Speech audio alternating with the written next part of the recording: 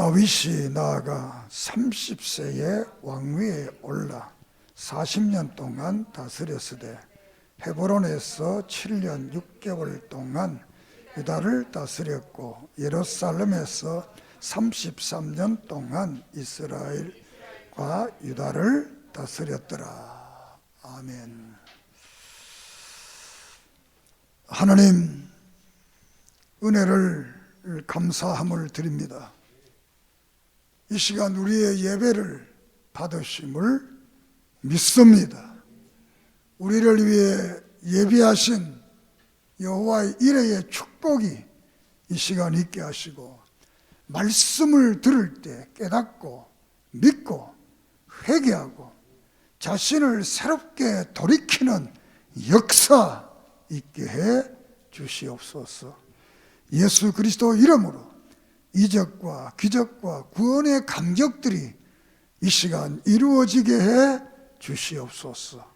부족한 종을 붙들어 주시고 말씀을 그대로 증언하게 해 주시옵소서. 성령의 감동과 감화, 은혜 주시옵소서. 예수님의 이름으로 기도드립니다. 아멘. 할렐루야. 이 시간도 하나님의 은혜와 사랑과 축복이 넘치기를 바랍니다. 사무엘 하는 애가로 시작됩니다. 애가라는 것은 슬픔의 노래라고 할 수가 있겠습니다.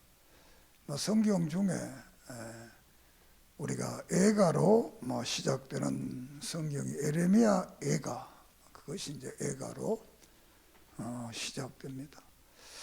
인생이 슬픔으로 아픔으로 시작된다는 것은 좋은 일은 아니지요. 사무엘상 31장에 보면 이 사울이 9장에서 기름을 붓고 10장에서 왕이 되어서 40년 동안 통치를 하고 그가 1050년에 즉위를 해서 1010년에 이제 세상을 떠나는데 그는 인본주의 왕으로서 하나님께 버림받은 자가 되어서 마지막 31장의 블레셋과 전쟁에서 비참하게 세상을 떠나게 되고 그와 함께 더불어서 세 아들도 함께 죽게 되는 한 가문이 다 멸절하는 이런 역사를 기록을 하고 있고 또 가장 성경에서 비참한 죽음의 모습을 그리고 있습니다. 블레셋 사람들이 사울의 목을 자르고 그 몸을 성벽에다가 걸어놓는 이런 참혹한 역사를 사무엘상 31장에서 말씀을 하고 있습니다.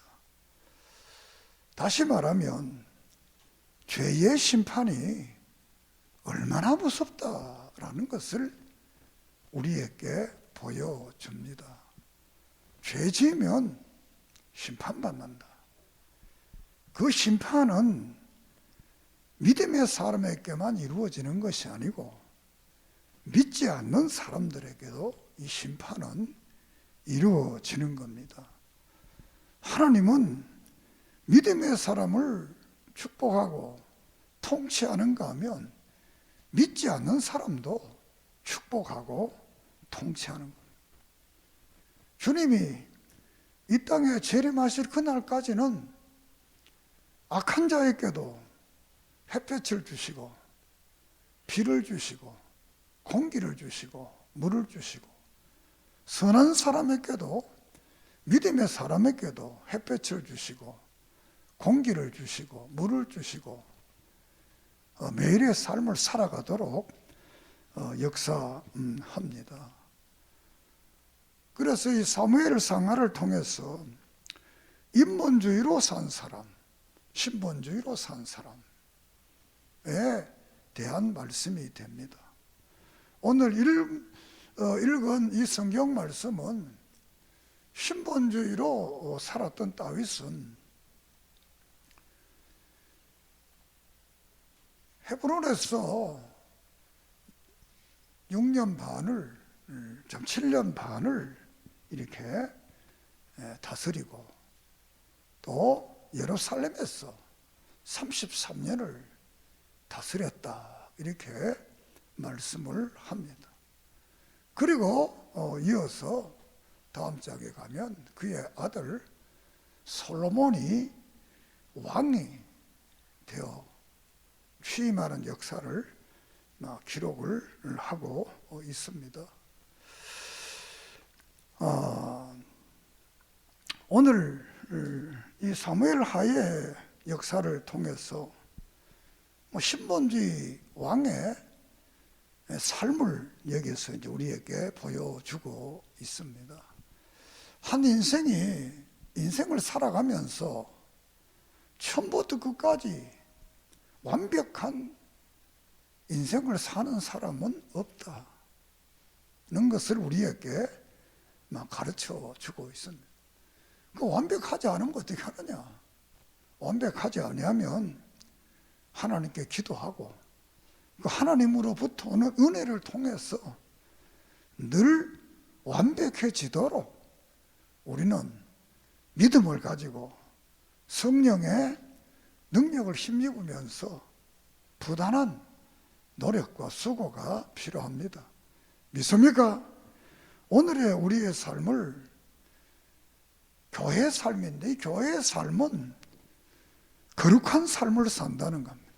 이 거룩한 삶을 산다는 것은 성화라고 성경이 말하고 있는데, 이 성화는 옛사람, 죄의 사람은 점점점 죽고 의의 사람이 살아나서 예수님의 형상을 닮아가는 이런 삶이 오늘 우리들의 삶이라는 것을 말씀을 하고 있습니다.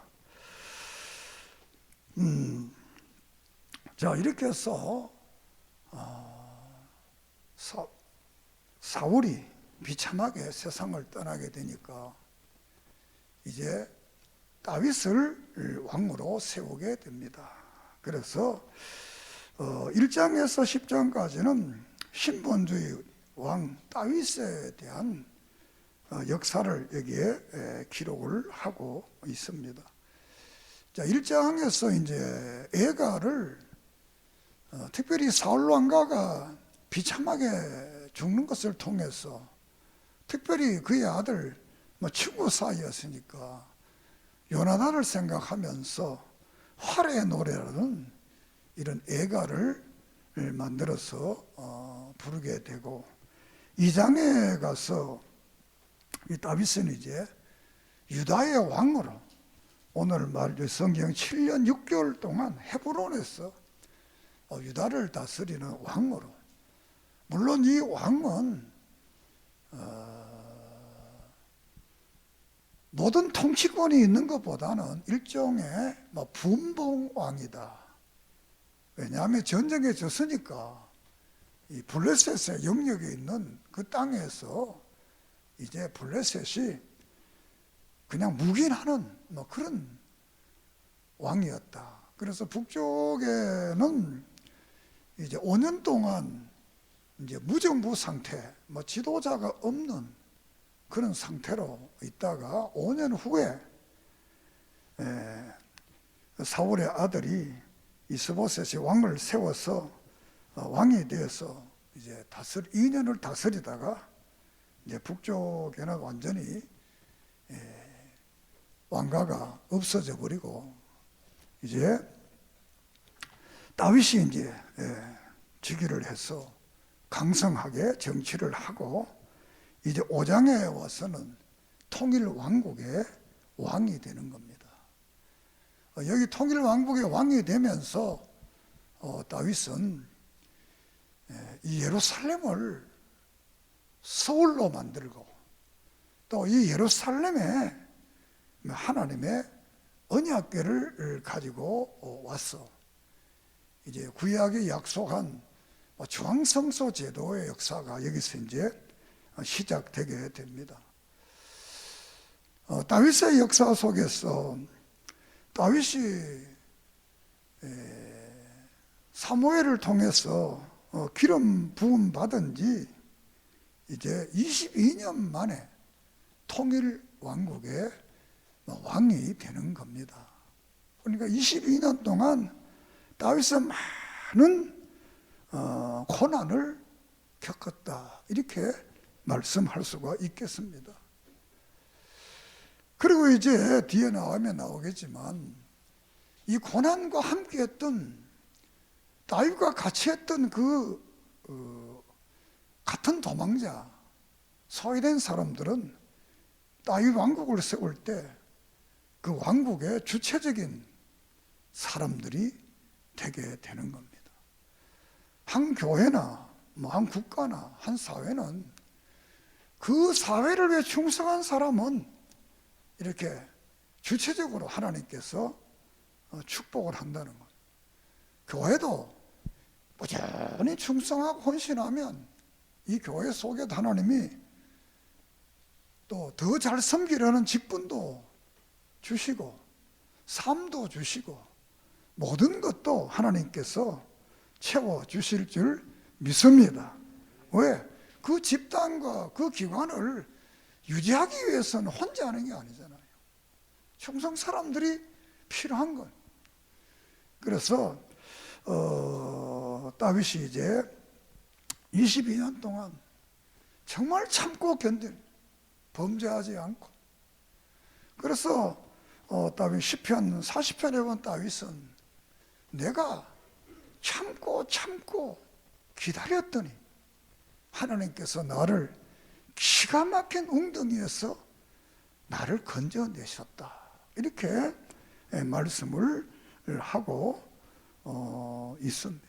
이 기다림이라는 것은 참 중요한 겁니다. 우리가 사무엘상 13장에 보면 이 블레셋과 전쟁을 앞두고 이 사울이 못 기다리잖아요. 저녁 소재 때가 되면 사무엘이 온다고 약속을 했는데 그걸 못 기다리잖아. 못 기다리고 자기가 해서는 안 될 제사를 지내서 결국은 하나님께 버림을 받게 되잖아요. 우리는 인생을 살아가면서 우리가 흔히들 말하기를 아무리 급해도 바늘 허리에 실을 메어서는 바느질을 할 수가 없잖아요. 그러므로 우리는 때로는 믿음 안에서 하나님의 뜻과 말씀을 기다리면서 죄짓지 말고 믿음으로 살면 하나님께서는 때가 되면 우리를 통해서 그분이 하시고자 하는 놀라운 역사들이 이루어집니다. 이렇게 해서 다윗이 이제 22년 만에 왕이 되는 거예요. 그리고 그가 첫 번째 한 일이 뭐냐? 언약궤를 다윗성으로 가지고 오는 겁니다. 그래서 이 다윗성의 언약궤를 가져오기 위해서 다윗은 새 수레를 만들고 수레를 또 소들을 통해서 이 실로의 언약궤를 예루살렘으로 이제 모시고 오게 되는 겁니다. 그리고 오다가 갑자기 이 소가 뛰어서 덮개가 무너져 땅에 떨어지려고 했을 때 이때 우사가 그것을 잡다가 죽게 되고, 이 놀라운 일을 보고 다윗이 겁이 나서 법궤를 가져올 걸 중단하고 그 법궤를 오벳 에돔의 집에다가 둡니다. 그 오벳 에돔의 집에 두니까 하나님께서 그 오벳 에돔의 집을 얼마나 축복을 하는지, 이 축복이 삽시간에 다윗 왕에까지 들리게 됩니다. 그래서 다윗왕은 이 어떻게 해서 이런 일이 일어났느냐? 왜 사람이 죽었느냐? 이 다윗은 이 법궤를 가지고 올 때 말씀을 보고 율법을 본 것이 아니라 역사적인 고증을 본 것. 우리가 사무엘상 6장에 보면 블레셋의 법궤를 빼앗겨 그 법궤가 새 수레를 만들어 가지고 암송아지가 실어서 몰고 오잖아요. 그렇게 나도 그렇게 해야 되겠다. 이렇게 해서 더 좋은 수레를 만들고 더 멋지게 했지만 하나님께서는 그게 아니라는 거죠. 우리가 민수기 4장에 보면 이 법궤를 어떻게 가지고 와야 되느냐? 이 제사장 중에 고핫자손만이 이 법궤를 메고 올 수 있는 겁니다. 같은 제사장족이라도 고핫자손의 제사장이 아니면 법궤를 못 메고 오는 거예요. 그러니까 하나님께서 이 말씀대로 하지 않았다는 거예요. 더 좋고 멋진 것이 중요한 게 아니고 말씀 그대로 하는 것이 중요하다. 믿습니까? 이 우사가 법궤가 떨어 깨어지면 안 되잖아요. 그런데 하나님이 너무하잖아요. 그런데 하나님은 우리 인간 너는 내 말을 들어라. 우리가 사무엘상 15장에 제사, 번제 드리는 것보다 하나님의 말씀을 듣는 것이 소중하다는 것. 우리가 에스라 7장 8장에 보면 이 금식에 대한 질문을 합니다. 5월, 6월, 7월 이 금식. 그러니까 이 스가랴가 하는 말이 금식이 중요하지 않다는 거예요. 그럼 뭐가 중요해요?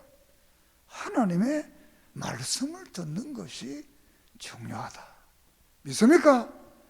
우리가 하나님 앞에 열심히 충성하고 헌금을 많이 하고 이런 것들이 소중한 게 아니고 그 말씀의 질서대로 우리가 믿고 따라가는 이런 삶이 귀중하다는 것을 우리에게 말씀을 하고 있습니다.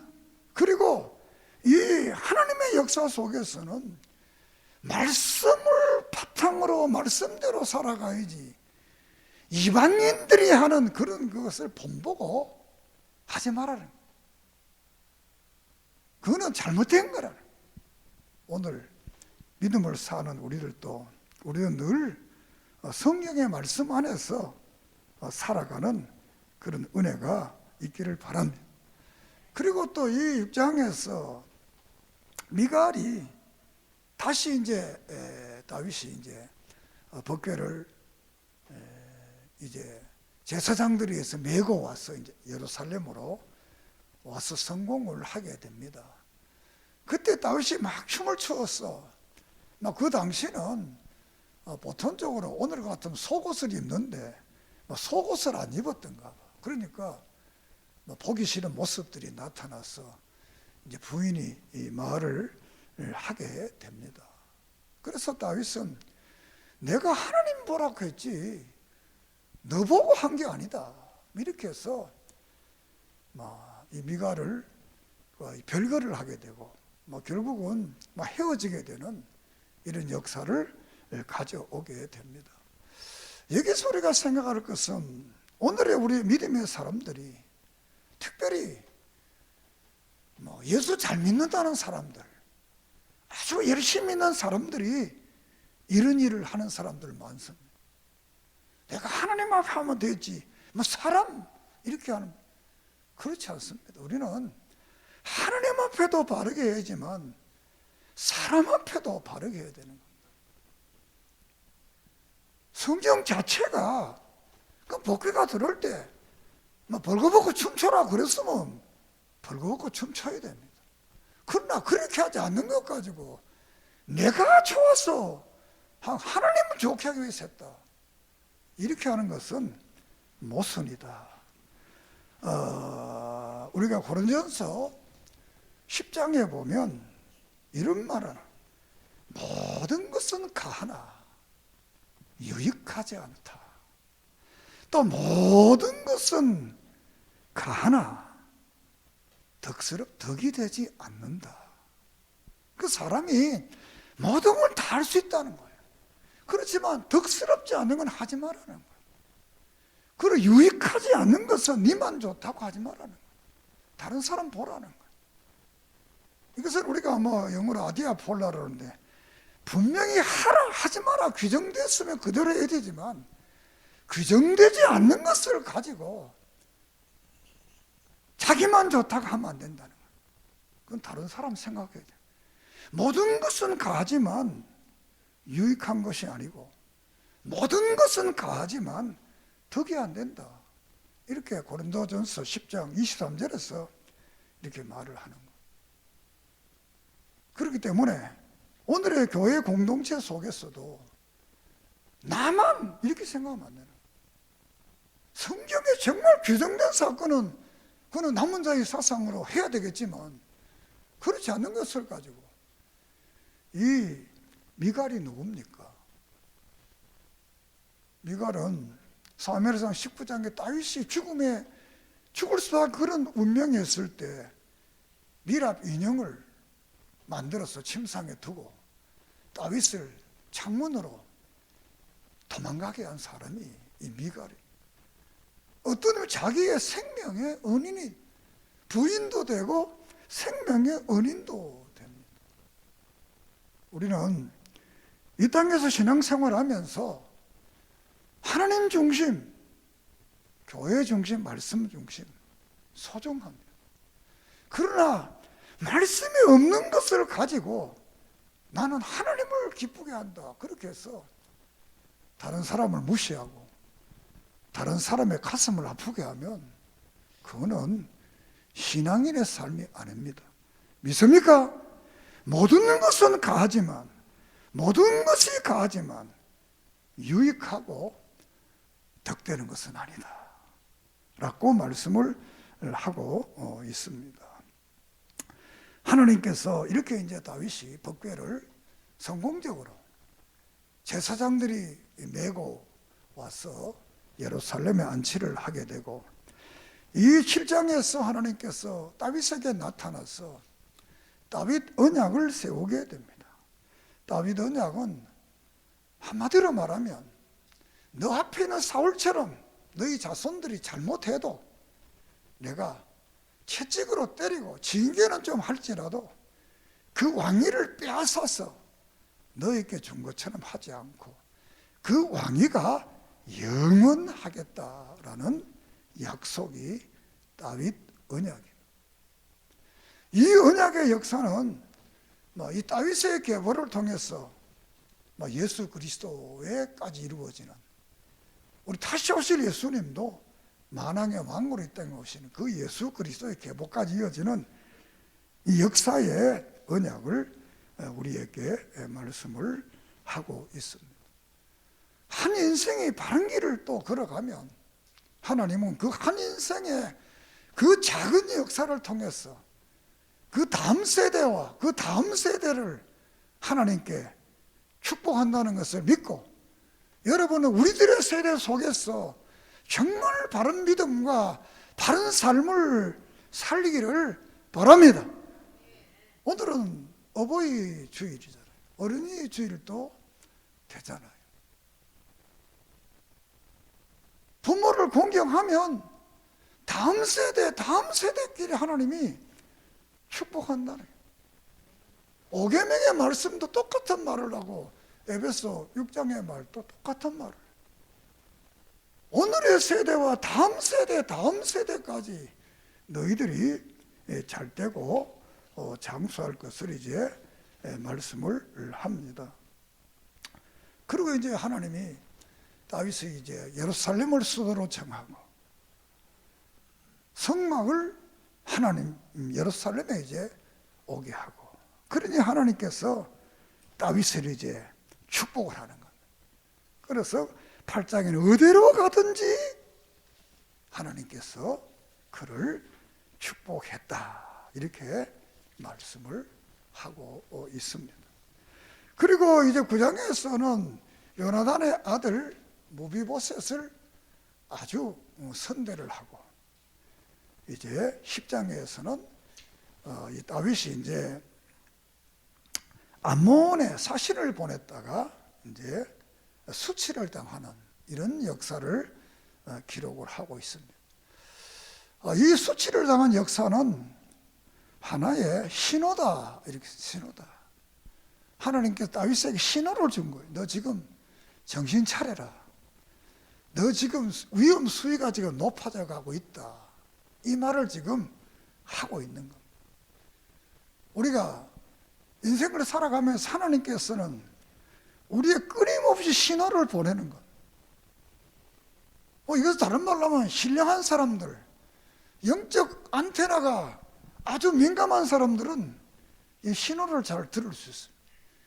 영적 안테나가 민감하지 않고 무된 사람들은 이 신호를 잘 못 듣는 거예요. 여러분들이 때로는 인생을 살아가면서 신호가 오거든. 이거 잘 알아야 돼. 왜 아프냐? 갑자기 안 아픈데 왜 일이 잘 안 되느냐? 왜 저 사람이 나를 아주 못 살게 구냐? 갑자기 왜 저 사람이 나를 이렇게 만드느냐? 그때는 하나의 신호입니다. 이게 믿습니까? 내 자신을 한번 돌아보라는 거예요. 너 지금 수위가 어디 있느냐? 돌아보라는 거예요. 하나님께서 이 다윗이 가는 곳마다 전쟁을 이기게 하고 확장케 하고, 이런 놀라운 역사 속에서 왜 암몬에 귀한 사신을 보냈다고 수치를 당할 이유가 없는 거. 오늘 우리는 우리의 인생을 살아가면서 때로는 이런 거, 내가 전혀 수치 당할 일이 없고 이런 말을 들을 일이 없고, 근데 왜 이런 일이 일어났냐? 그때는 무언가 영적 질서 속에서 내게 하나님이 신호를 주는 거다. 믿습니까? 차를 타고 가면 노란불이 반짝반짝 들어오면 이 신호가 오는 거예요. 그 무시하고 넘어가면 교통사고 일어날 확률이 많아. 그때 딱 세워서 기다리면 교통사고 안 일어나는. 자, 이렇게 해서 11장에서 20장까지는 이제 다윗 왕국의 시련이 이루어지게 됩니다. 시련. 앞에 신호를 이제 다윗이 받았으면 자기를 철저하게 돌아봐야 되는데, 시련이 오는데 다윗이 이제 11장에는 바세바의 유혹을 받고 이제 죄를 짓게 되는 이 역사를 거기에 기록합니다. 그리고 이 죄를 짓고 22장에는 그것을 회개하는, 잘못을 회개하는 말씀을 거기에 기록하고, 13장에는 이 다윗이 죄를 지니까 그 자손들이 또 자녀들이 죄를 짓는 이런 역사를 기록을 하고 있습니다. 자, 우리가 잘못했으면 바로 회개하는 거, 이게 소중한 거. 나단 선지자가 이 다윗에게 가서 당신 잘못했다. 그 내용은 여러분 대체로 아니까. 그때 다윗은 왕이니까 이 당시는 자기는 완전 범죄를 했다고 생각했는데, 그 말을 다윗은 두말하지 않고 무릎을 꿇고 하나님 앞에 회개했던 거예요. 성경에는 선지자를 죽인 사람도 많습니다. 자기 말 안 듣는다고, 바른 말 했다고. 그 다윗의 위대한 점이 이겁니다. 잘못했으면 회개하는 거예요. 오늘의 우리 믿음의 사람도 잘못했으면 하나님 앞에 회개하는 거. 믿습니까? 목사도 잘못했으면 회개하는 거. 지도자도, 장로님도, 교인들도. 우리가 완전한 사람이 없잖아요. 완전하다면 우리가 예수 믿을 필요 없습니다. 우리가 불완전하고 죄인이니까 예수님을 믿고 성령의 은혜를 입는 거예요. 그분의 도움이 필요한 거예요. 그 중요한 것은 바로 회개하는 거. 그 회개는 따라합시다. 회개는 축복의 지름길이다. 성경 읽어보세요. 회개하면 하나님이 바로 축복하는 거예요. 그 회개 안 하면 이제 문제가 생기는 거죠. 회개라는 것은 죄를 깨닫고 의지적으로, 감정적으로 죄를 미워하고 의지적으로 하나님께로 돌아오는 행위, 바르게 사는 행위까지를 우리가 회개라고 그래요. 자, 이렇게 해서 왕국에 시련이 오게 됩니다. 그리고 14장에서 18장까지는 이 13장에 범죄했던 이 형제를 죽였던 이 압살롬이 도망을 가니까 다윗이 압살롬을 대단히 사랑했어요. 너무 보고 싶어 하니까 이제 요압이 압살롬을 데리고 와서 이제 부자지간에 화해를 하게 하는 겁니다. 그것이 이제 14장. 그 15장에는 화해를 했는데 이 압살롬의 아버지를 반역합니다. 그리고 16장에서는 이제 형병군을 거느리고 왕이 돼서 형병군을 거느리고 이제 다윗 성을 침공하는 거예요. 그리고 17장에는 다윗이 이제 도망가게 되고 예루살렘을 통치하게 됩니다. 그 18장에는 다윗의 군대, 요압의 군대와 이 압살롬의 군대가 전쟁해서 결국은 압살롬이 죽게 되고 비참하게 죽게 되는 그런 역사를 여기에 기록을 하고 있습니다. 우리가 부모와 자식 관계에는 늘 화해할 수 있습니다. 혈육의 관계. 우리가 제5계명은 시한부 계명입니다. 부모가 세상 떠나면 효도할래야 효도할 수 없어요. 살아있을 때만 하는 것이 시한부. 이걸 광의적으로 넓은 의미로 말하면 동네 어른들, 나라의 관원들, 대통령, 임금들 이런 분들도 다 부모에 속하지만 우리가 그냥 말하면 나를 낳고 기르신 부모님들. 이 계명은 시한부 계명. 세상 떠나면 하고 싶어도 못합니다. 저도 이 5월달 어버이 주일이 되면 마음이 되게 아파요. 왜? 내가 목회한다고 효도 많이 못했거든요. 목사라 그러면서 자주 찾아보지도 못하고. 물론 내 나름대로는 했다고 그러지만 엄격히 보면 참 마음 아픈 일이 많잖아요. 그래서 나는 요사이도 회 먹을 때마다 마음이 아픈 게 우리 어머님이 회를 참 좋아했거든요. 그런데 내가 한번 사전 기억이 지금 한 번인가 그 기억이 나지 않는 것 같아요. 자, 이렇게 해서 이제 압살롬이 이제 반역을 하게 됩니다. 결국은 이 반역했던 압살롬은 비참하게 죽게 됩니다. 우리는 성경에서 보면 불효했던 사람들이 잘 되는 역사가 없습니다. 일반 역사도 같습니다. 불효 자식이 나라에 충성하지 못, 효자 가문에 충신이 나는 거지. 어느 사회도 똑같습니다. 우리가 적게도 직장 생활, 넓은 의미로는 그 사장이 부모라고 그랬으니까 그 직장 가서 맨날 불평불만하는 사람이 그 회사 남아 있을 수 없잖아요. 그리고 거기서 큰 일을 할 수가 없잖아요. 우리는 가정에서나 이 사회에서나 정말 이 어른들을 대우할 수 있는 이런 사회가 참 되면 좋겠다. 오래전에 들은 이야기지만 아들네 집에 갔다가 어떤 분이 지금 생각이 나 그러는데 4번은 간다 그랬더니 우리 아들이 놀래가지고 아버지 4번이 간다는 말이 무슨 말입니까? 그랬더니 야, 너희 집에 1번은 강아지고 2번은 애고 3번은 네 마누라고 4번이 나더라. 그래서 내가 간다. 그러고 왔다. 그 말이 되는 것 같아요. 여러분 부모가 몇 번입니까?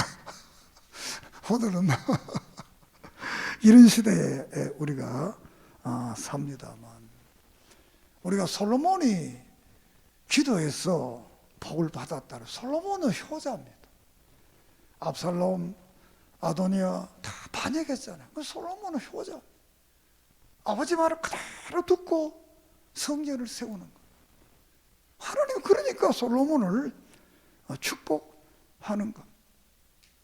이렇게 해서 우리가 이 어버이 주의를 생각하면서, 또 에베소 6장 부모들은 주 안에서 부모를 자녀들을 잘 믿음으로 양육하라는 것. 그리고 자녀들은 주 안에서 부모를 잘 존경하라. 그러면 땅에서 잘 되고 장수한다는 거예요. 이 압살롬이 결국은 정말 이 18장에 보면 이 압살롬이 죽었어. 다윗이 얼마나 우는지 모릅니다.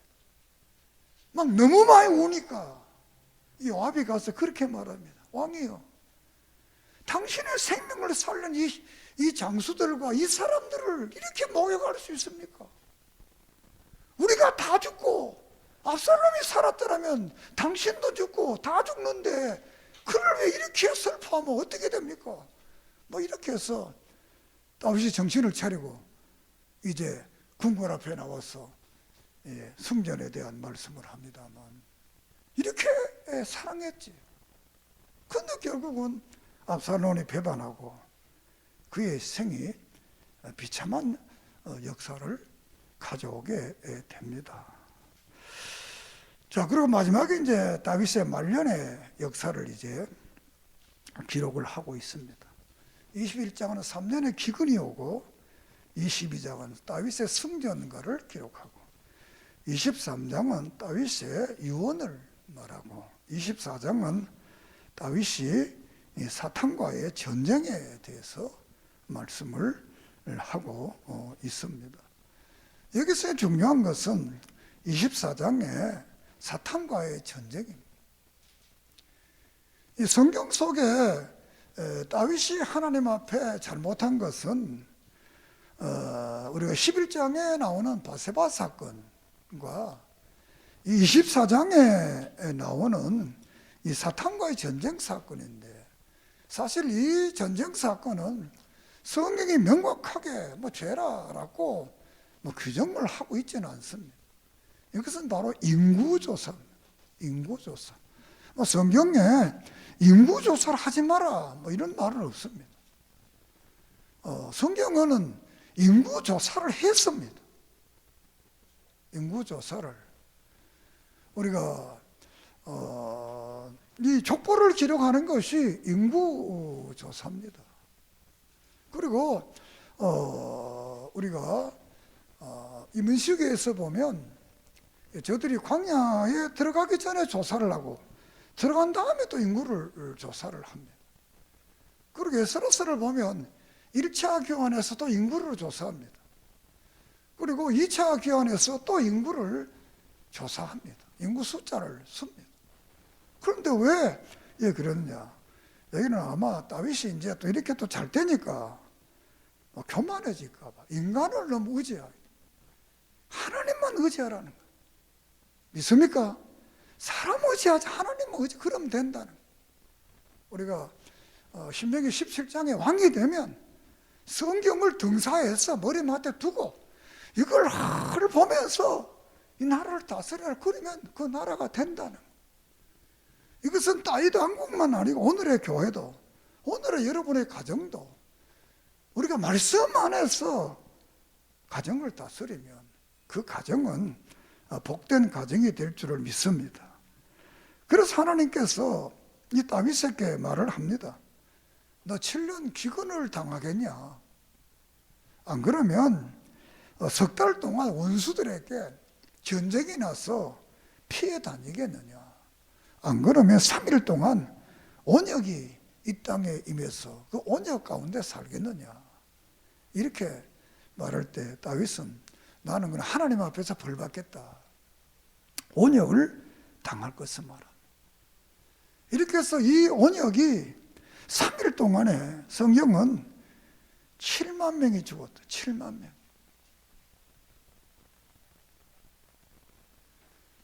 만약 그러면 뭐 3년 동안, 이 7년 동안 기근이 났으면 얼마나 죽겠는가?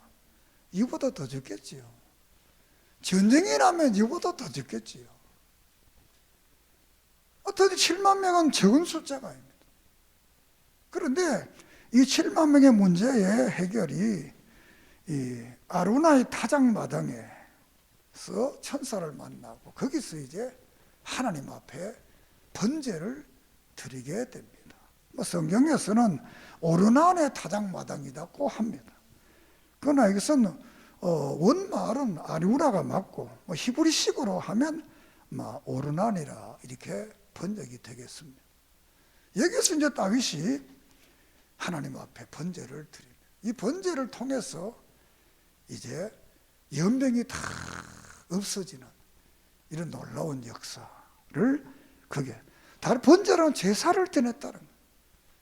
이 아루나의 타작마당이 어디냐? 창세기 22장에 나오는 모리아산입니다. 모리아산에서 이 아브라함이 이삭을 드렸던 그 장소, 또 솔로몬이 성전을 지은 장소가 이 장소, 이게 바로 주황성소.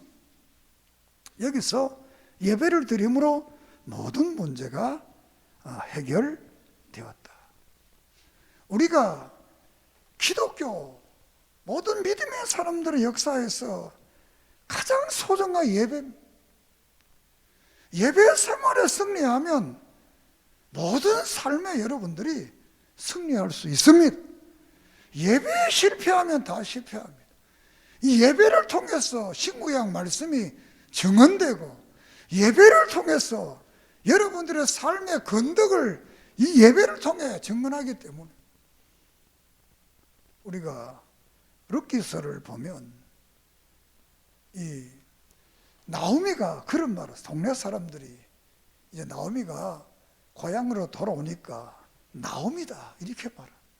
그러니까 나오미는 야 나를 나오미라 부르지 마라. 나는 마라다. 내가 부자로 떠났다가 이렇게 망해서 남편 죽고 아들들 죽고 이 바보 둘이 돌아왔는데 뭐 이것이 나오미가 찬송이 되겠느냐? 나는 마라다. 그 마라가 언제 끝납니까? 룻이 결혼해서 이 오벳을 낳았다. 오벳이 바로 예배라는 예배. 예배가 회복되니까 그때는 이제 이 마라가 변해서 나오미다.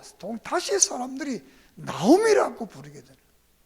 사랑하는 여러분, 오늘 우리 교회는 예배를 통해 하나님 우리에게 영광을 받습니다. 여러분이 문제가 있을 때 하나님과 예배, 바른 기도의 삶을 살면 하나님께서는 그 모든 문제를 해결하시고 복된 축복으로 채워주실 줄을 믿습니다. 그리고 다윗이 이제 마지막으로 23장에서인데 유언을 합니다. 이 유언은 역대상 2장에서도 유언을 하게 됩니다. 그래서 다윗은 자기를 말하기를 나는 노래 잘 부르는 자다 이렇게 자기를 말합니다. 그리고 나는 하나님께로부터 기름을 부은 자다. 여기서 우리가 생각할 것은 여러분 스스로를 너무 비하하세요. 나는 막 못났다 뭐 이렇게 하지 말아요. 다윗은 자기를 정말 난 노래 잘 부르는 자다 이렇게 인생을 살았던 거예요. 나는 하나님께 기름 부은 자다 이런 그 자부심을 가지고 인생을 살았던 거예요.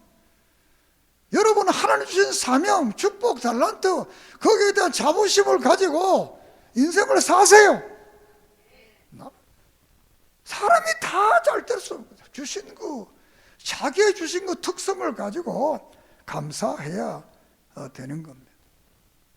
그리고 그의 마지막 생에 역대상 29장에서 보면 늘도록 부하고 총기를 누리다가 아들을 왕을 세우고 세상을 떠났다. 이렇게 말을. 늘도록 부한 삶을 살았다. 부자만가 좋은 게 아니라 그 다음에는 존귀를 누리다가 모든 사람에게 존경을 받다가 그리고 다음 세대에 솔로몬에게 왕위를 물려주고 세상을 떠났다.